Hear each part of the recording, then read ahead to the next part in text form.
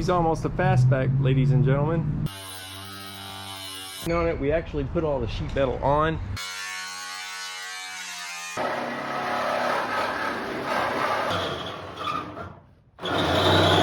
But man, I cannot believe the transformation. Kind of a convertible right now. Welcome back to the channel. I'm super excited to share a new project. It is a coupe to fastback conversion. Let's jump into it.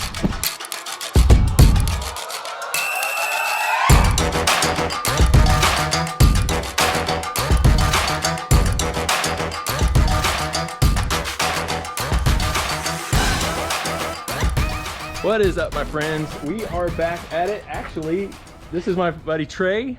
How's it going? Amazing fabricator, amazing work, and I'll have to throw up a bunch of cars that he's done right now.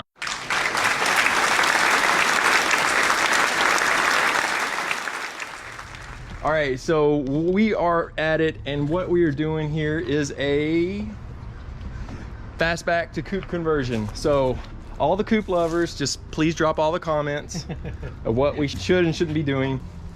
All right, so first off, you want to get everything level, and you can see it's kind of a slope here on this driveway, but we've made sure that the car is level this way, that way, every which way. You just take as many measurements as you can to make sure the thing is level and straight and everything's accurate. Then you want to check your door gaps.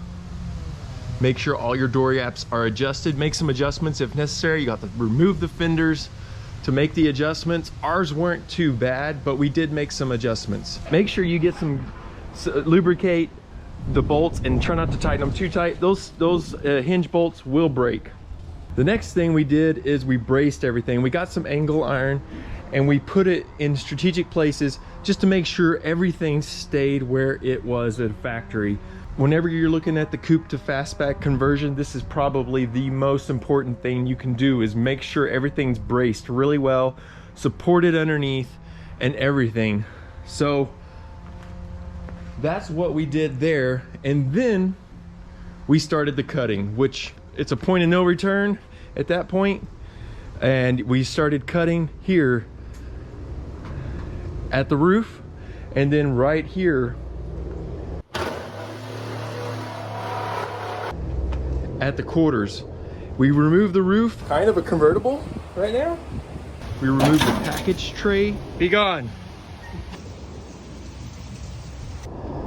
And then we removed the rest of the quarters. We wanted to save the tail light piece, so we did some surgical removal of that, and now we will still have some leftover stuff left over just around the wheel well that we need to remove. So we will be as careful as we can to save as much metal as we can on that piece. So we're gonna get into it. We're gonna finish this thing out. I'm super excited to have a coupe to fastback conversion experience underneath my belt. I mean, we may be doing some stuff wrong, we may not be doing stuff right, but you know, we're trying, and we're gonna have some fun at it itself. So super excited just to get this one going. So let's get into it.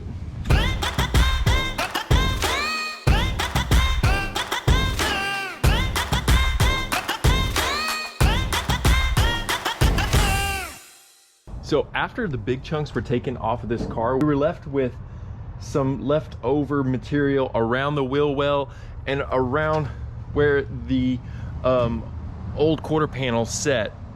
So we had to remove that very surgically and very carefully, and we took our time here. So what we used is a spot weld remover as well as an 1/8 inch bit to kind of center that spot weld remover. So that seemed to work really well as getting some channel locks and a hammer and just taking off the metal slowly. The key is just take your time here and get those pieces nice and clean up as you go. So what we did is we started working from the back all the way forward, and around the back, or we wanted to keep this tail piece intact as much as we could, so we were really careful around it as we removed the old quarters.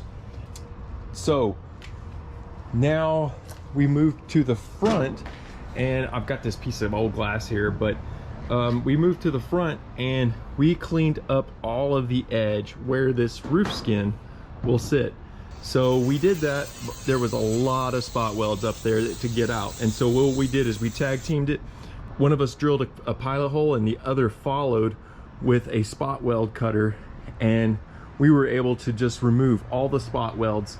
If you need some help to find the spot welds, just get you a flapper wheel or a wire wheel and run over it, and that'll reveal all of the spot welds.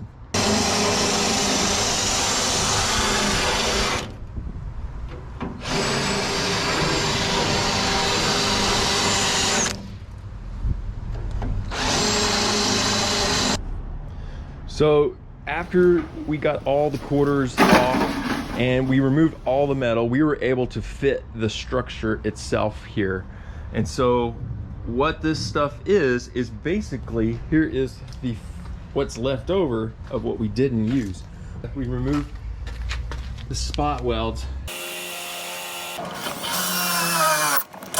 and we just leaving this chunk. So there's some good metal here, but we didn't need it because these rockers and everything were just solid, so we didn't need it. So we just used the pieces that we need, and that's, guys, that's something you can take in count. If you have a good solid rockers, you don't need to make any more complicated.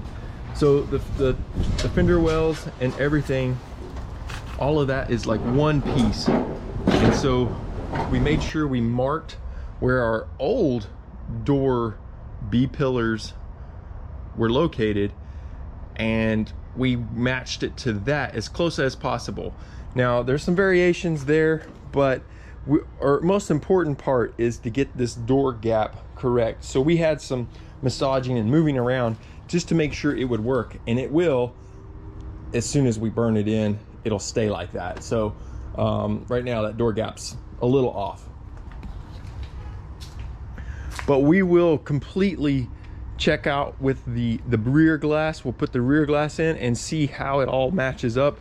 Again, everything really matches up pretty well.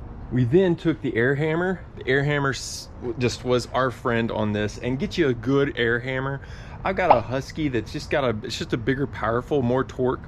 A smaller one just doesn't do as well, but it still works. So use what you got. But we used an air hammer just to kind of very gently, and I mean, we didn't go crazy with the air hammer, gently nudge up all of that old metal. We'd already broken it loose with the spot welds, so why not?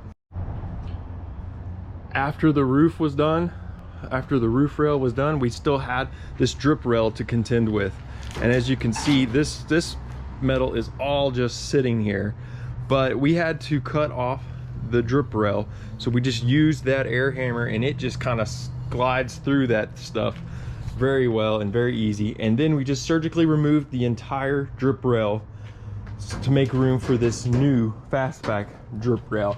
So as you can see, all the panels are just here mocked up. They are not complete by any means, but all the panels are fitting pretty nicely.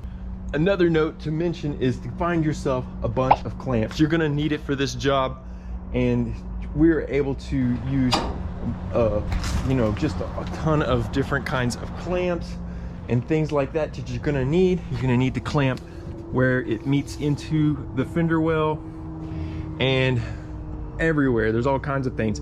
Also some tech screws. So what I'm using is just some 1/4 inch, well, I'm using some small tech screws to hold things in place, and we'll be using more of those as we start getting ready just to really burn this thing in. So now in the next video, we're going to fit and finish all of this metal and burn it all in. So please be sure to hit that subscribe and the bell function just to make sure you know when the latest video is coming out, and I'll show you the finished product. So hopefully the finished product will be in the next video. With all that being said, guys, thanks so much for the love and support. Please hit that like and subscribe, and check us out on Instagram and follow the builds.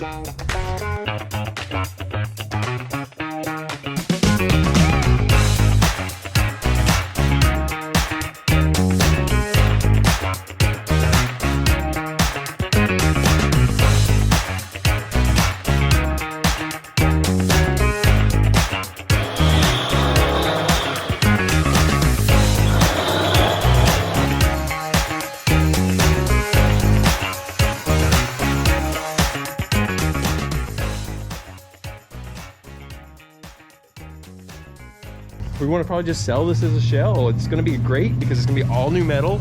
There's not going to be any rust. So great option for anybody that's interested. So anyway, hit me up in a comment or direct message or shoot me an email, and we can talk about it. But yeah.